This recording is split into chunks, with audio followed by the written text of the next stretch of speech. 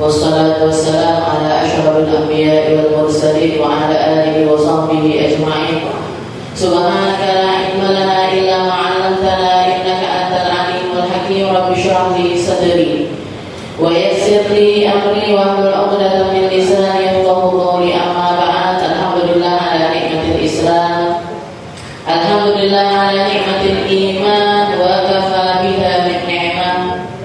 Alhamdulillah, segala puji bagi Allah Subhanahu wa ta'ala yang memberi kita nikmat Islam iman, memberi kita nikmat untuk selalu dan selalu hadir di tempat kita ngaji, di tempat kita menimba ilmu, di tempat kita mencari sisa-sisa dari ajaran-ajaran Nabi kita Nabi Muhammad sallallahu alaihi wasallam.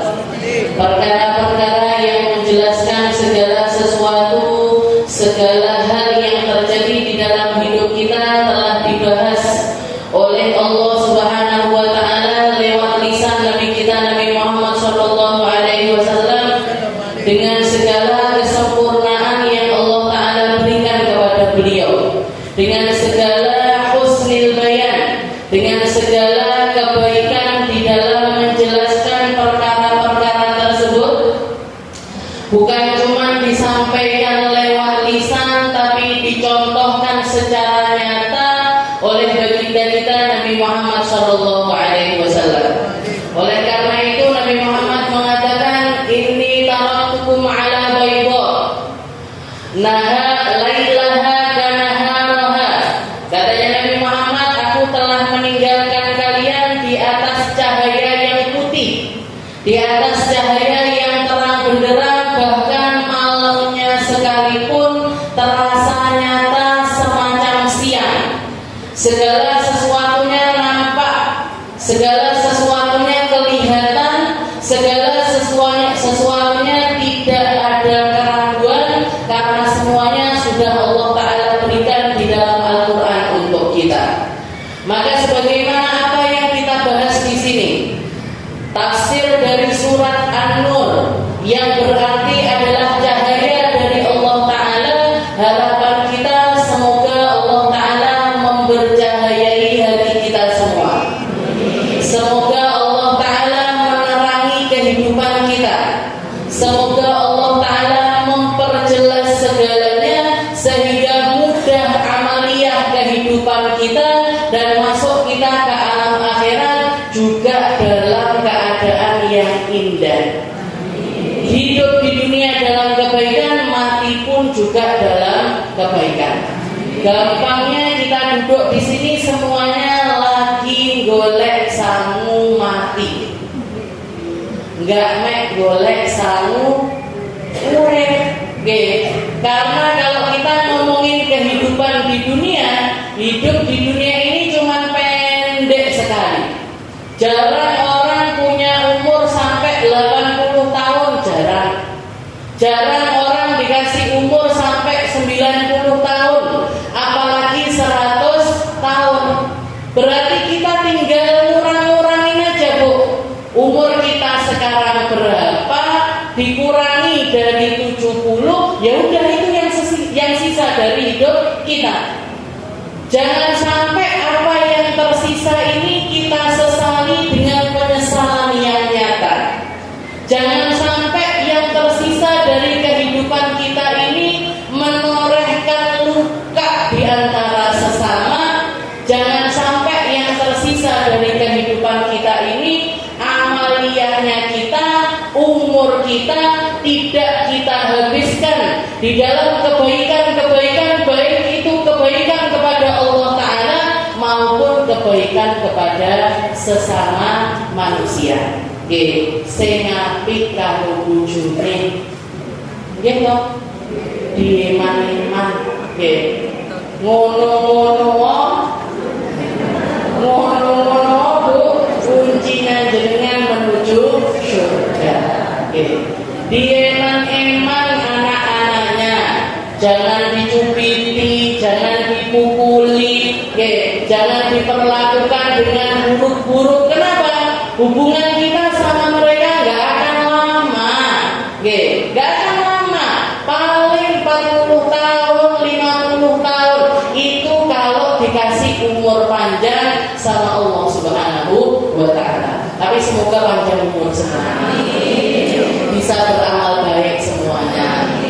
tulan-tulan saya gak bijak.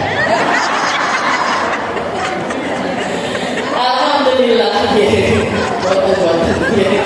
Guyon saya. Ya alhamdulillah. Kita lanjutkan pembahasan kita di dalam surat An-Nur. Wallahu ta'ala fi kitabil aziz. A'udzu billahi minasyaitonir rajim. Bismillahirrahmanirrahim. Rijalun la tulhihim tijaratun wa la bai'un 'an dzikrillah wa iqamis salati wa ita'iz zakat yakhafuna yawman tataqallabu fihi al-qulub wal absar. Kita masih membahas tentang surat An-Nur. Di dalam ayat yang ke-37 di situ Allah Subhanahu wa taala memuji beberapa golongan dari manusia yang memiliki amalan-amalan khusus untuk berbekal menuju akhiratnya, yang menarik perhatiannya Allah taala, membuat Allah taala menyebutkan mereka, mengabadikan mereka, menjadikan contoh mereka untuk setiap umat sampai akhir zaman nanti. Allah Ta'ala mengatakan rijalun la tulhihim tijaratun wa la bai'un 'an dzikrillah.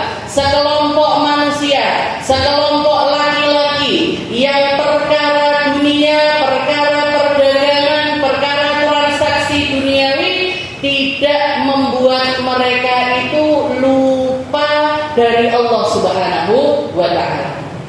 Salatnya tetap dijaga, ibadahnya tetap dijaga, amaliyah baiknya tetap dijaga.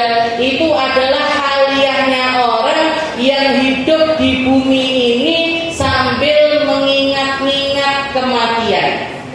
Apapun profesi mereka, apapun kesibukan mereka, ketika mereka tahu persis aku akan kembali kepada Allah Ta'ala dan mempertanggungjawabkan segalanya, maka mereka menjadikan kehidupan ini sebagai jembatan khusus untuk nyari ridhonya Allah Ta'ala. Rijalun la tulhihim tijaratun wa la bai'un 'an dzikrillah wa iqamis shalah wa ita'iz zakat. Mereka adalah orang-orang yang benar-benar mendirikan salat, benar-benar menunaikan zakat. Haliah yang ada atau identitas kehidupan mereka yang mereka jalani sepanjang hidupnya, sholatnya ditenani, zakatnya ditenani. Dengan apa ya? Dengan kehidupan mereka, mereka tidak lupa dengan sholat mereka dan bahkan memperbanyak ibadah sholatnya. Untuk harta mereka, mereka menjadikan harta ini wasilah tercepat untuk nyari pundi-pundi pahala di sisi Allah Subhanahu wa taala. Prioritas utamanya di dalam zakat. Yang pertama dibenahi adalah zakatnya. Jadi sholat sama zakat ini dua perintah yang gak pernah dipisahkan sama Allah Ta'ala.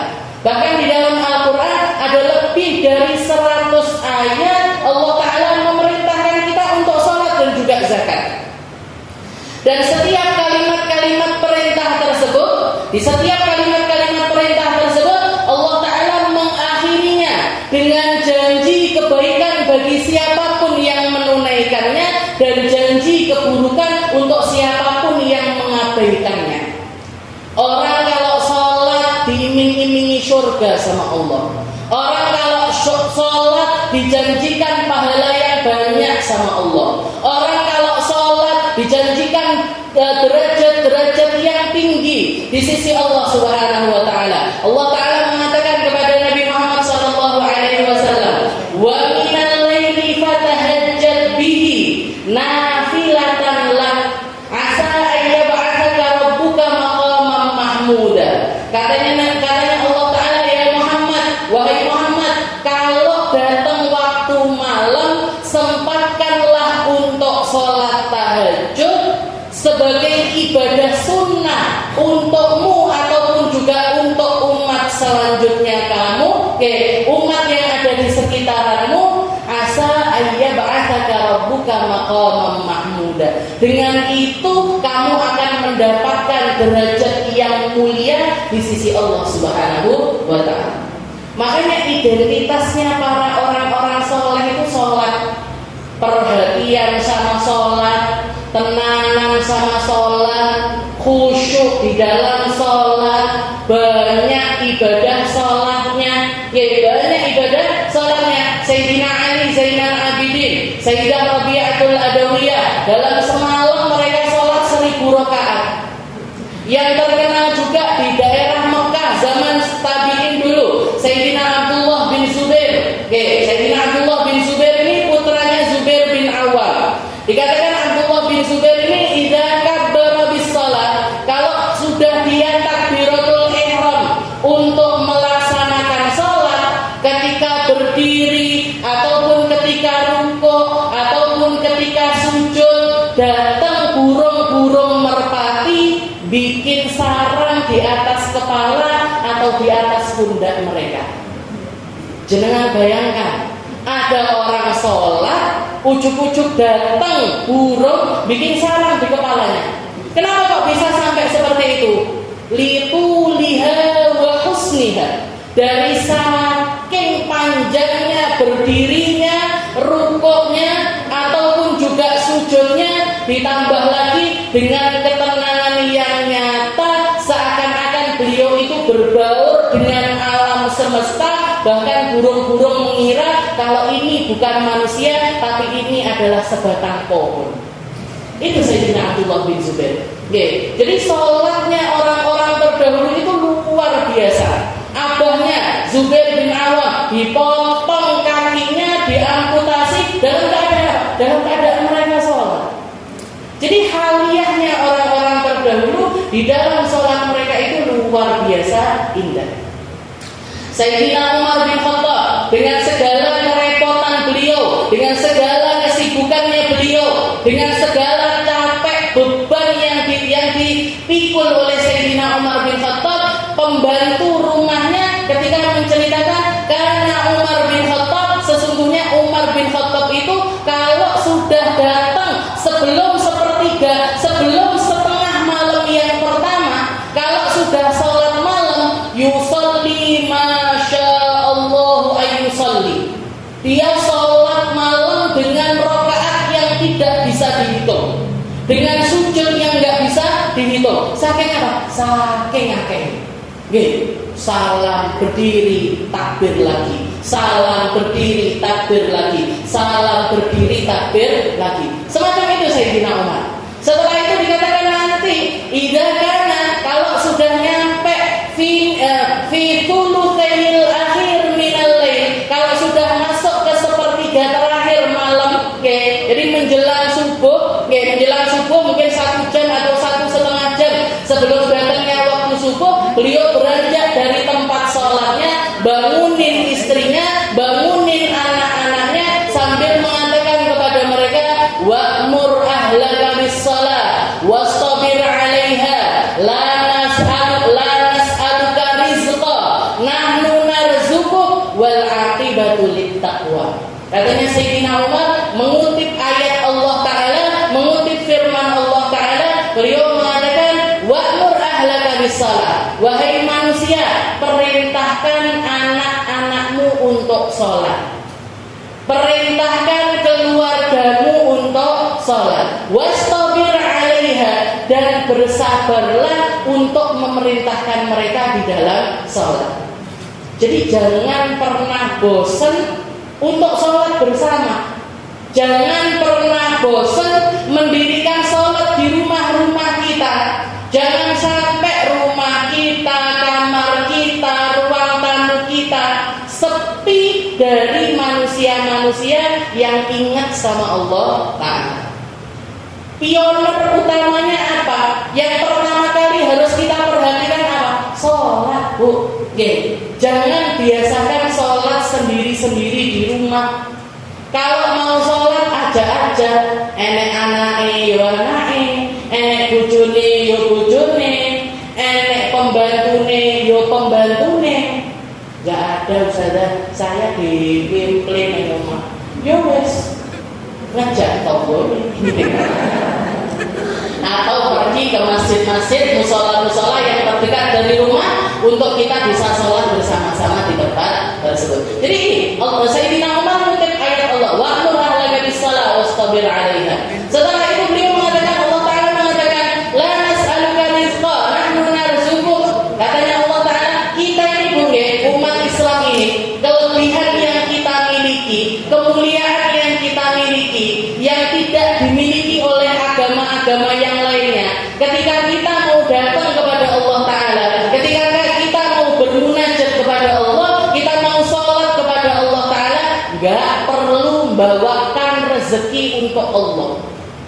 Jenengan gak perlu bikin sesajen, jenengan gak perlu bakar dupo, jenengan gak perlu untuk Tuhanku tak dusi dhisik, terus tak klambeni sing apik, tak pacai, nggih. Kalau Tuhan-tuhannya orang-orang itu, nggih, orang-orang yang tidak nyembah Allah Ta'ala, apalagi para penyembah berhala, nggih. Ini kan berhala yang bikin mereka, yang mahat mereka, lek reget sing resihi mereka, nggih. Istilahnya gini, masa Tuhan dibersihin?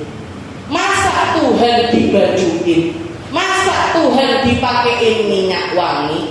Masa Tuhan ketika kita mau doa kepadanya harus bawa sesajen-sesajen macam-macam untuk diberikan kepada ini yang ngasih rezeki kita, apa kita yang diberi rezeki?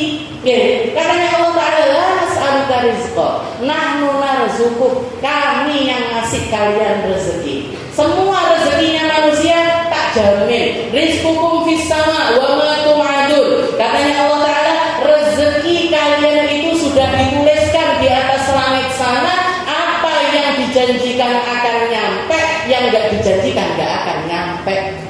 Apa yang diberikan dituliskan bakalan nyampe, yang enggak dituliskan enggak akan nyampe. Seperti apapun jangan berusaha enggak akan bisa dapat kalau bukan rezekinya kita.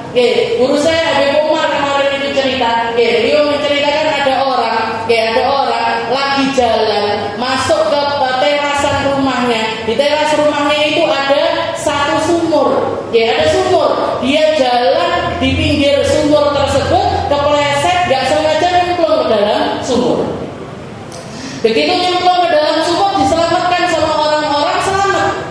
Selamat pulang ke rumah sama istrinya, dikasih segelas susu, minum, tonggo-tonggone podo teko ngertakne, gimana ceritanya kok kamu itu bisa nyemplung ke sumur, kok bisa begini.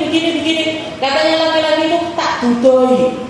Kenapa kok aku itu bisa nyemplung sumur? Berdiri dia pergi ke samping sumur, dipraktekkan lagi, nyemplung lagi ke dalam sumur, mati. Cemplungan yang kedua itu mati. Celupan yang kedua itu dia mati. Kalau kita mau mikir pakai logika, ini kan malaikat Israel ini sudah standby dari tadi. Ini 10 menit dikasih. 10 menit lagi tak cabut nyawanya dia. Dan sama-sama, yang pertama dia masuk sumur, yang kedua juga dia masuk sumur. Kenapa nggak mati di cemplungan pertama? Kenapa? Kenapa nggak diambil nyawanya ketika cemplungan pertama ini tadi? Kenapa? Karena masih ada rezeki yang mau nggak mau harus nyampe ke perut laki-laki tersebut, yaitu segelas susu serta nafas yang masih tersisa. Ini loh rezeki yang dijanjikan sama Allah Ta'ala. La nas'aluka rizqa nahnu narzuquk. Katanya Allah Ta'ala, kami zat pemberi rezeki. Kalian datang ke aku, nggak perlu bawa apa-apa, minta onani so curhat, kamu mau ngobrol sama Allah Ta'ala sepanjang lebar apapun terserah kalian. Mau nangis-nangis sampai mata kalian bengkak kayak apapun terserah, nggak dipungut biaya sama Allah Ta'ala. Nggak rusak jam rawa saya muda. Untuk masalah-masalah yang berat 50.000, masalah ringan 25.000, masalah kecil 5.000. Nah, jenengan datang ke psikolog aja loh. Kemarin di majelis Bodinja itu ditanya berapa tarifnya psikolog, 1 jam pertemuan 100.000 atau 150.000. Saya sampai gini, ya Allah, mending curhat sama Gusti Allah. Mendingan saya curhat sama Allah Ta'ala, menyelesaikan apa yang jadi masalah saya. Ini mbuh nemu jalan apa enggak, mbuh dapat solusi apa tidak. Tapi yang pasti kita punya Allah Ta'ala. Oke, jadi la nas'aluka rizqan nahnu narzuquka wal aqibatu littaqwa. Dan katanya Allah Ta'ala, kalau kamu mau nyampe akhir itu dapat tempat kembali yang baik, jadilah orang-orang yang bertakwa kepada Allah Subhanahu wa ta'ala. Ijarul la tulhihim tijaratun wa la bai'un 'an dzikrillah wa iqamis shalah wa ita'iz zakat. Yakhafuna yawman tataqallabu fihi al-qulub wal absar. Yang mereka takutkan, mereka beramal dengan amal-amal kebaikan, mereka menjaga diri dari segala kemaksiatan, mereka menuju Allah Ta'ala dengan penuh keseriusan karena beberapa alasan yang mereka ungkapkan, yaitu yakhafuna yawman tataqallabu fihi al-qulub wal absar. Mereka merasa takut, mereka memiliki rasa takut, mereka memiliki rasa enggak berani untuk datang menghadap Allah Subhanahu wa Ta'ala karena terbayang-bayang hari yauman tataqallabu fihi al-qulub wal absar, hari di mana hati manusia serta mata manusia itu terbolak-balik ke sana kemari karena khawatir tentang nasib dirinya. Yauman tataqallabu fihi al-qulub wal absar. Jadi dikatakan kalau kita mau mengibaratkan orang ketika di padang mahsyar, orang ketika menghadapi hari kiamat, gak ada satupun manusia kecuali mereka ketakutan. Matanya ngelihat ke atas, ke kanan, ke kiri, ke bawah. Kenapa? Keinget semua perkara yang pernah terjadi di dalam kehidupan mereka. Yakhafuna yawman tataqallabu fihi al-qulub wal absar. Para ulama mengatakan yal a'malus til tataqallabu al-qulub amma kanat 'alaihi fid dunya min asy-syirki wal kufur. Mereka teringat setiap momen, setiap detik, setiap waktu yang pernah berlaku atas diri mereka dari perbuatan-perbuatan buruk yang pernah dilakukan. Oke. Jadi keinget semuanya, memorinya dikembalikan sama Allah Ta'ala, ingatannya dikembalikan sama Allah Ta'ala. Mereka semuanya dimampukan untuk mengingat setiap detail dari kehidupan mereka. Aku biyen umur 11 tahun pernah begini. Saya pernah ngomong begini, saya pernah melakukan orang seperti ini, saya pernah berlaku begini, saya pernah, semuanya diingetin sama Allah Ta'ala. Jadi pendapat ulama yang pertama, mereka ketakutan karena apa? Amma kana sa'alaihi fid dunya minasyirki wal kufur. Karena kesyirikan, karena kekufuran yang terjadi kepada mereka. Watan fatimul absar minal ruqyah. Dan dikatakan karena pada hari itu tutupan mata atau penutup dari mata kita dicabut sama Allah Ta'ala. Manusia ini ketika hidup, agar mereka ini bisa bertahan hidup dan mereka bisa menjalani kehidupan, apa yang sekarang ini terlihat, tapi yang di masa depan ataupun yang kemarin itu sedikit banyak tertutup dari diri kita. Nggih, kita sekarang ingat momen-momen yang terjadi di dalam kehidupan. Sekarang ini saya lagi duduk di majelis an-najah, kipasnya nyala, lampunya nyala, teman sebelah saya ini, yang menyampaikan Ustazah Arif, kita kelihatan semua. Ini jilbabnya ini, semuanya kelihatan. Okay. Tapi nanti malam aja. Jangan ketika ingat memori di an-najah ini, mang koncoku sebelah itu sapa yo? Jilbabnya apa yo? Atau yang paling sering Ustazah mang bahas apa yo? Sampai rumah apa ya? Pokoknya ngomong pak nih. Ditanyain suaminya tapi Ustazah Rina ngaji apa? Pokoknya ngomong gitu. Kayak saya dengar, saya lupa. Gitu. Jadi yang kemarin itu sudah dikasih tutupan sama Allah Ta'ala. Memori kemarinnya lagi, itu dikasih tutupan sama Allah Ta'ala. Tapi nanti Bu, di hari kiamat tutupan itu dicabut. Jadi setiap memori yang berlaku di dalam kehidupan kita ditampakkan secara nyata oleh Allah Subhanahu wa Ta'ala. Oke, makanya di dalam Al-Quran di ayat yang lain Allah Ta'ala mengatakan fa idza ja'atil qammatul kubra yauma yatadzakkarul insanu ma sa'a wa burrizatil jahimu liman yara. Ketika kiamat itu terjadi, ketika kiamat itu sudah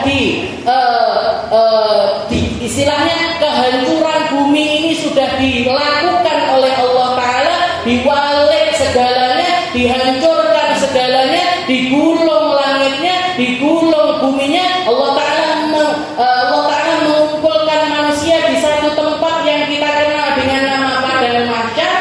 Maka di saat itu semua manusia, setiap orang, dua perkara yang pasti berlaku kepada mereka, yaitu yauma yatadzakkarul insanu ma sa'a. Mereka akan diingatkan atas setiap usaha, atas setiap perkara yang pernah terjadi di dalam kehidupan mereka. Diingatkan dengan ingatan yang jelas, tidak dikurangi, tidak ditambahi, rasanya seperti perasaan ketika mereka menjalani keadaan tersebut. Sing tahu ngelaku uang ditekakne pun rasanya. Kamu pernah ngomong gini sama orang ini, kamu pernah berlaku begini sama orang ini, kamu pernah nulis seperti ini, kamu pernah terlintas seperti ini, kamu pernah memikirkan hal yang semacam ini, kamu pernah kesini, kamu pernah kesana. Oh, semuanya akan diingatkan sama Allah Ta'ala. Memori yang sangat banyak didatangkan di satu waktu dan semuanya terasa jelas, terasa nyata seperti kita mengalaminya pada saat itu. Yauma yatadzakkarul insanu ma sa'a. Allah Ta'ala pakai kalimat ma sa'a. Setiap usaha, setiap perkara yang datang di dalam kehidupan mereka dihadirkan sama Allah Ta'ala, diingatkan lagi, direview sama Allah Ta'ala. Wa burrizatil jahimu liman yara. Dan semuanya ditampakkan neraka di depan mata mereka. Ini neraka yang seumur hidup kamu mendustainya tak terlihatkan sekarang. Ini neraka yang seumur hidup kamu lalai darinya tak lihatkan sekarang. Ini neraka yang seumur hidup kamu tidak berusaha untuk menjauhinya, tak tampakkan nyata di depan mata kalian sekarang juga.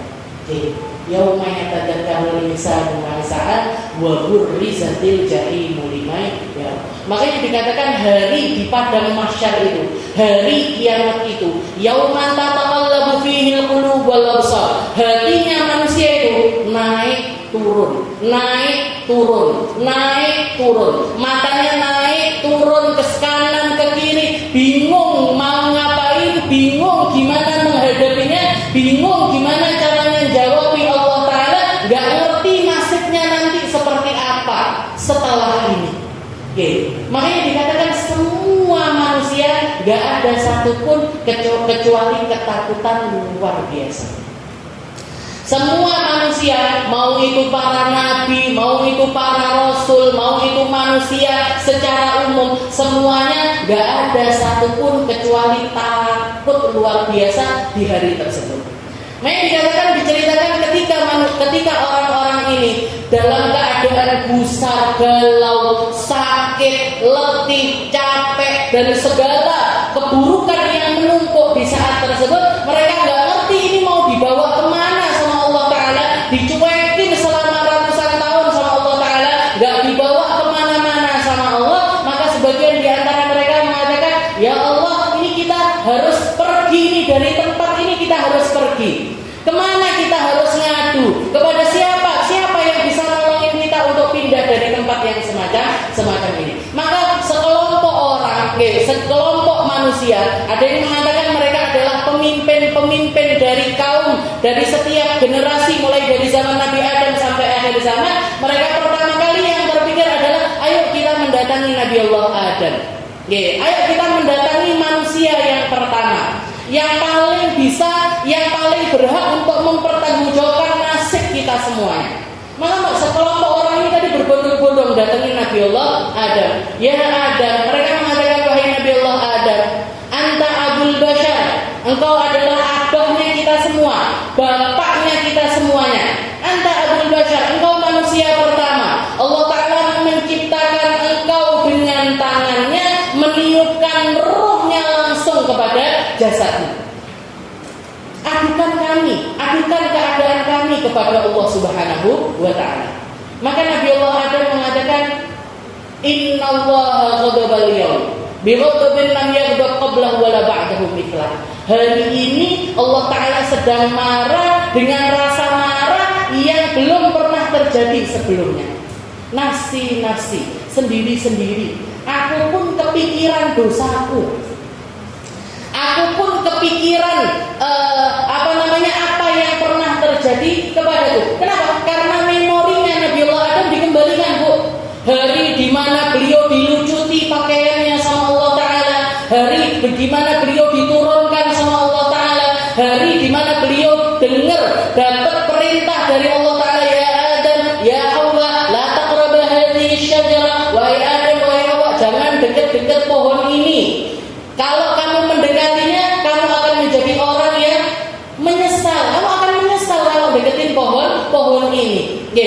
Tapi apa yang dilakukan Nabi Adam? Deketin, dipetik, dimakan. Yang pada akhirnya membuat beliau itu mendapatkan murka dari Allah Subhanahu wa Ta'ala. Dan langsung waktu itu juga dilucuti pakaiannya sama Allah. Dilucuti, ditelanjangin, Bu, Nabi Adam. Ditelanjangin sama Allah Ta'ala, diturunkan dalam keadaan terhina ke atas muka bumi ini, dipisahkan sama istrinya, satu diturunkan di Baghdad, satu diturunkan di Mekah. Satu di Baghdad, satu di Mekah. Baru ketemu nanti di Padang Arafah. Setelah puluhan tahun mereka terpisah. Dosa satu. Dengan kalimat yang sederhana, Allah Ta'ala bilang jangan dekat-dekat, beliau dekat-dekat. Itu kita tahu ceritanya mulai dari zaman dari kita kecil sampai sekarang diceritakan Nabi Allah Adam terus. Dan kita tahu Nabi Adam itu bersalah, beliau tapi juga sudah taubat, sudah minta ampun sama Allah Ta'ala, dan sudah dapat jaminan pengampunan dari Allah. Satu tok dosanya. Dan beliau mengatakan nafsi, sendiri. Lah awake dhewe iki dikongkon jilbaban, sedak apa jam mulai ketok iki. Disuruh sholat, mepet bubure sekalian asar.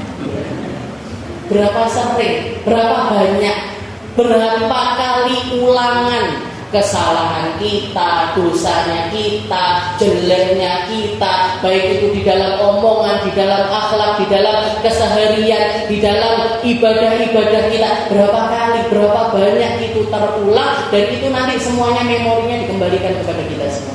Nas'alullah salam. Kita minta selamat kabeh.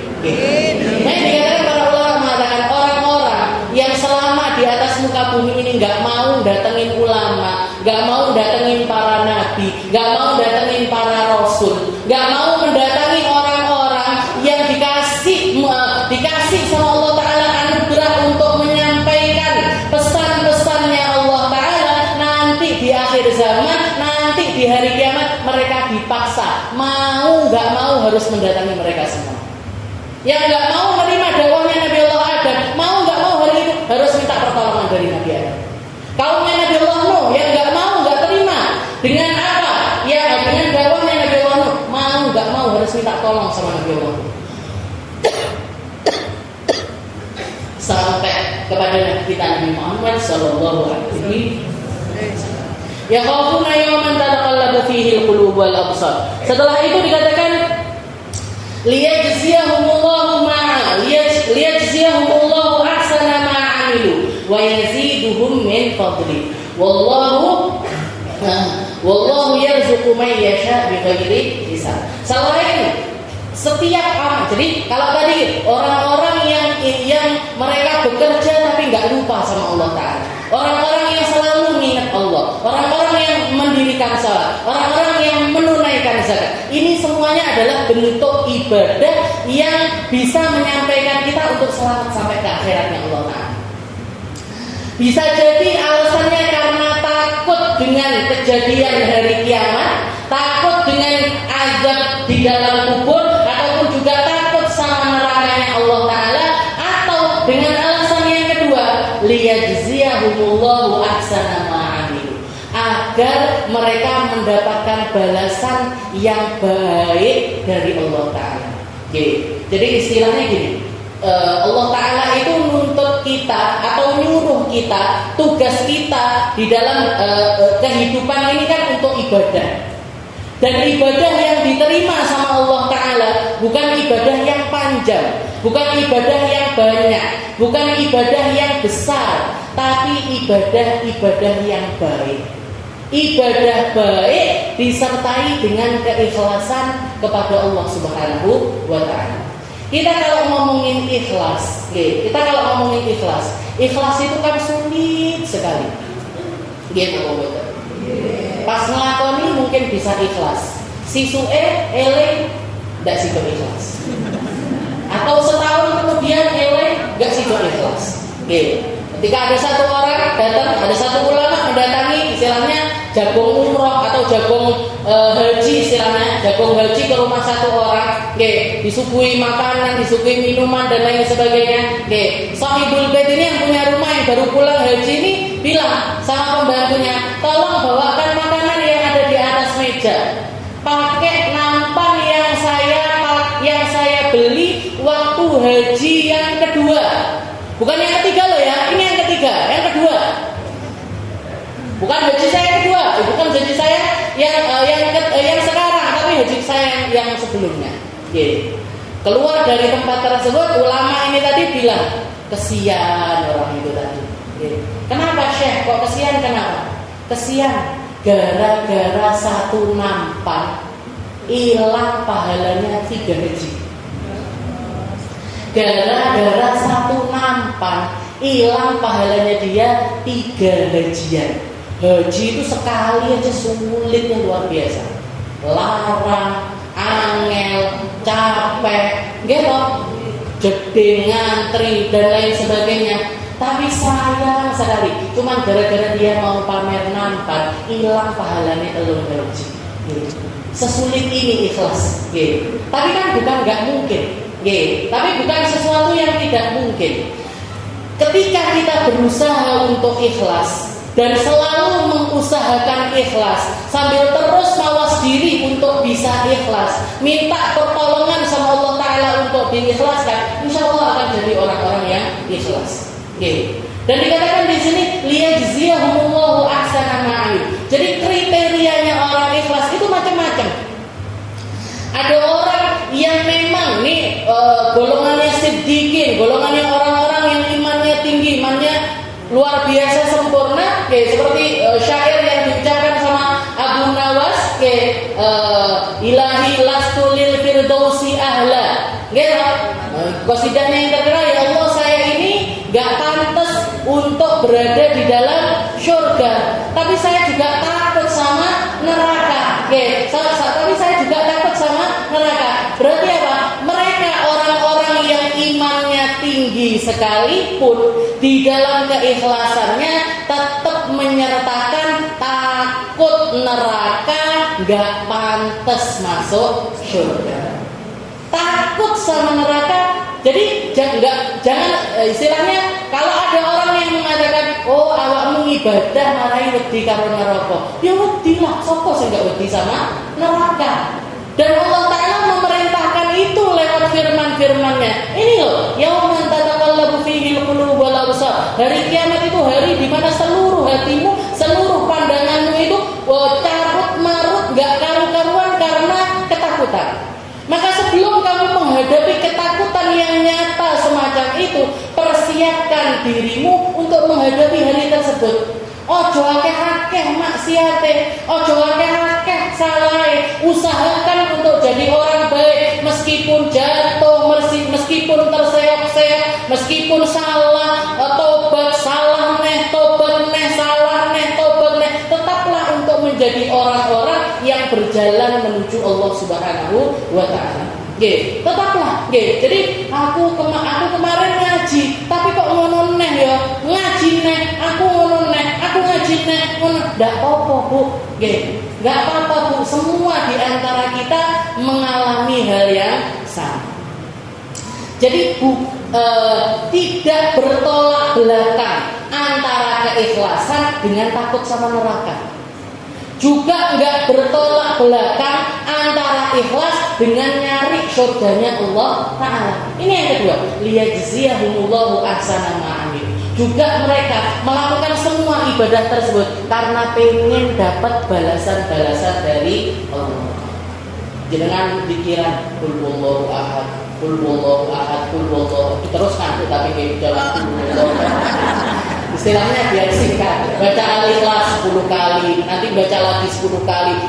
Aku dikiran bendino aku maca kulhu ping 1000, aku maca kulhu ping 2000, aku maca kulhu ping 3000. Kenapa kok seperti itu? Katanya kalau orang baca kulhu, katanya Nabi Muhammad 10 kali baca Al-Ikhlas itu sama Allah Ta'ala dibikinkan rumah di dalam surga. Aku milik rumahku akeh ning surga. Jadi dikiranya kulhu. Enggak kulhu tok. Allah ada dosa bagi dalam jadi tapi diulang-ulang. Saya baca sholawat kenapa? Katanya orang yang banyak sholawat itu nanti dekat sama Nabi Muhammad SAW. Saya nyantunin anak yatim kenapa? Katanya Nabi anak wa kafilul yatim kahatain. Saya sama orang yang nanggung orang anak yatim itu kayak gini. Jadi setiap amal kebaikan itu kita nyari iming-iming pahala dari Nabi Muhammad SAW itu nggak apa-apa, Bu. Yang penting ketika kita menjalaninya memang lurus karena takut sama Allah, memang lurus karena nyari surganya Allah, bukan nyari perhatiannya manusia, bukan biar dianggap di antara manusia, bukan untuk nyari popularitas di antara manusia, enggak. Kita jadi orang soleh bukan buat dibilang soleh. Kita berbuat, kita sholat, kita tenanan di dalam sholat bukan biar dianggap ahli sholat. Kita bangun masjid bukan biar dianggap sama orang, oh masjid kuwi sing bangun Pak kuwi, bukan. Berusaha untuk menepis semua bisikan-bisikan buruk yang semacam itu. Ketika kita lurus nyari surganya Allah Ta'ala, itu tidak bertentangan dengan keikhlasan. Liyajziyahumullahu ahsana ma amil. Dan di sini Allah Ta'ala pakai kalimat ahsana ma amil. Ketika kalian beramal, jadi agar dibales setiap amal terbaik mereka. Di sini Allah Ta'ala ingin mengingatkan kepada kita yang paling diterima sama Allah, yang paling bikin Allah Ta'ala senang, itu bukan banyaknya ibadahnya kalian, bukan nominal dari ibadah kalian, bukan, tapi sebaik apa kita mempersembahkannya kepada Allah Subhanahu wa Ta'ala. Sholat dibenahi seapik mungkin, zikir dilakukan sebaik mungkin, baca Al-Quran diusahakan sebaik mungkin, duduk akeh-akehan enggak, bukan hatam-hatamannya sering-seringan enggak, tapi sebaik-baik amal kita. Dan jangan ingat-ingat antara Qabil sama Habil, anaknya Nabi Allah Adam, ketika dapat perintah dari Allah Ta'ala, ketika mereka rebutan seorang perempuan namanya Ikrimah, rebutan kan, pengen memperistri satu perempuan. Allah Ta'ala mengatakan, bersedekahlah kalian, persembahkan sesuatu untukku. Yang satu profesinya peternak, satunya profesinya adalah bertanam, istilahnya nanam pohon seperti itu. Yang ketika disuruh bikin persembahan, yang Qabil yang jahat itu, dari ternaknya dia nyari yang paling kurus, yang paling jelek, yang paling sakit-sakitan, disikiailah dibeleh dijadikan persembahan. Sedangkan yang satunya lagi nyari yang paling bagus, nyari yang paling yang paling matang, yang paling manis untuk dipersembahkan kepada Allah Subhanahu wa Ta'ala. Maka kita ingat-ingat ini, ya Allah, saya sholat bukan yang terbanyak, tapi insya Allah yang termanis. Saya sedekah bukan yang paling banyak ya Allah, tapi insya Allah Allah ini dari harta saya yang paling baik. Dari harta saya yang paling baik, saya sisihkan sedikit untuk saya bisa bersedekah. Dijaga dari segala keburukan, dijaga dari segala hal-hal yang enggak benar. Begitu juga ketika Allah Ta'ala di dalam surat Tabarak, Tabarakalladzi biyadihil mulku wa huwa ala kulli syai'in qadir, alladzi khalaqal mauta wal hayata liyabluwakum ayyukum ahsanu amala. Allah Ta'ala bikin kematian, bikin kehidupan bukan karena apa-apa, tapi Allah Ta'ala ingin menguji siapa di antara manusia yang paling baik perjalanannya menuju Allah. Ketika sakit berusaha sabar, ketika kena musibah berusaha untuk sabar, ketika dapat kenikmatan berusaha mensyukurinya dengan secara yang paling baik yang bisa dia jazallahu ahsana ma amilu wa yaziduhum min fadli. Apalagi kita punya Tuhan yang royal sekali ketika ngasih pahala sama manusia. Jangan ingat-ingat hadisnya Nabi Muhammad SAW. Umatnya Nabi Muhammad itu kalau mereka berkeinginan, masih niat mau melakukan kebaikan, niat tok. Jangan pulang dari majelis ini misalkan, ya Allah, saya nanti kalau keluar pengen ngasih buat orang yang di sana 10.000. Niat tok ini Mas ya. Itu sudah ditulis sama Allah Ta'ala pahala kamilah, pahala sempurna. Jenengan kayak sudah melakonnya. Itu rahmatnya Allah Ta'ala. Jadi umatnya Nabi kalau punya niatan baik belum melakoni, bes dicatat kebaikan yang sempurna. Tapi kalau dia niat setelah itu dilakukan dikasih pahala sama Allah Ta'ala minimal 10 kali lipat dari pahala tersebut. Kayak jenengan sedekah. Jadi jenengan kerentak tadi, saya ingin sedekah 10.000. Jenengan keluar benar-benar sedekah 10.000. Pahalanya minimal kayak pahala sedekah 100.000. Minimal itu. Kalau kita istilah tambah ikhlas, tambah benar cara ngasih, bisa berlipat-lipat sampai nominal yang enggak. Apalagi ini hari Jumat, apalagi sorenya hari Jumat yang dikatakan saat Fatimah. Jadi bisa dilipat gandakan sama. Katanya sedekah kalau hari Jumat itu kayak pahalanya sedekah di bulan Ramadan. Orang kalau sedekah di bulan Ramadan, pahala sunnah jadi pahala wajib kayak melakukannya 70 kali. Jadi dikali lipatkan sama Allah Ta'ala dengan nominal yang sangat banyak sekali. Tapi sebaliknya, kalau orang niat melakukan keburukan, maka sama Allah Ta'ala nggak ditulis. Aku bariki metu ngapel konco yang kepikiran kok itu ya. Jadi saya nanti keluar mau ngamper temanku yang itu. Saya niat ini sih, belum ditulis sama Allah Ta'ala. Tapi kalau misalkan begitu keluar ketemu tenanan di kampung tenanan, dosanya 1 dosa. Enggak terus dilipat gandakan jadi 10, kayak ngamplengi wong 10, apa kayak ngamplengi orang 20 enggak. Ini hari Jumat terus berarti kayak ngamperi orang 70 enggak. Jadi kalau keburukan Allah Ta'ala memperlakukan kita semacam itu, kalau kebaikan Allah Ta'ala melipat gandakannya dengan pahala-pahala yang dikatakan di sini wa yaziduhum min fadli. Allah Ta'ala itu liyajziyahumullahu ahsana ma amilu. Setiap kebaikan pasti dibalas kebaikan sama Allah Ta'ala, dan pasti wa yaziduhum min fadli, ditambahi sama Allah Ta'ala. Kita kalau mau amalah sama Allah, apa yang diberikan kepada kita di luar ekspektasi kita.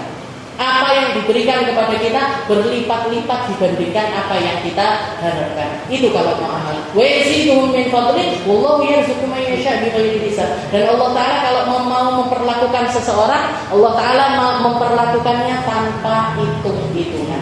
Mungkin kita jadi orang baik, mungkin kita dikasih kesempatan untuk beramal baik, mungkin kita dikasih kesempatan untuk memahami kebaikan dan menjalani setiap kebaikan yang Allah Ta'ala hamparkan untuk kita semuanya. Baik itu yang kecil ataupun yang besar, dikasih kesempatan sama Allah Ta'ala untuk menjadi hamba-hamba yang terbaik. Dan mungkin kita, orang tua kita, anak cucu kita, semua orang yang kita sayangi, dijaga sama Allah Ta'ala dari segala musibah, dijaga sama Allah Ta'ala dari setiap keburukan, mau itu keburukan yang zahir maupun keburukan yang batin, diselamatkan dunia kita, diselamatkan akhirat kita, dipertemukan kita dengan manusia-manusia yang mulia, para nabi, para rasul dan orang-orang mulia di sisi Allah Ta'ala, dipertemukan, dikumpulkan, dipantaskan untuk menjadi bagian dari mereka, sehingga kita berkumpul sebagaimana kita berkumpul dalam keindahan di dunia, dikumpulkan juga sama Allah Ta'ala di dalam keindahan di akhirat nanti. Ala hadhihi niyah wa ala kulli niyatin salihah wa ila hadratin Nabi Muhammad sallallahu alaihi wasallam bisirril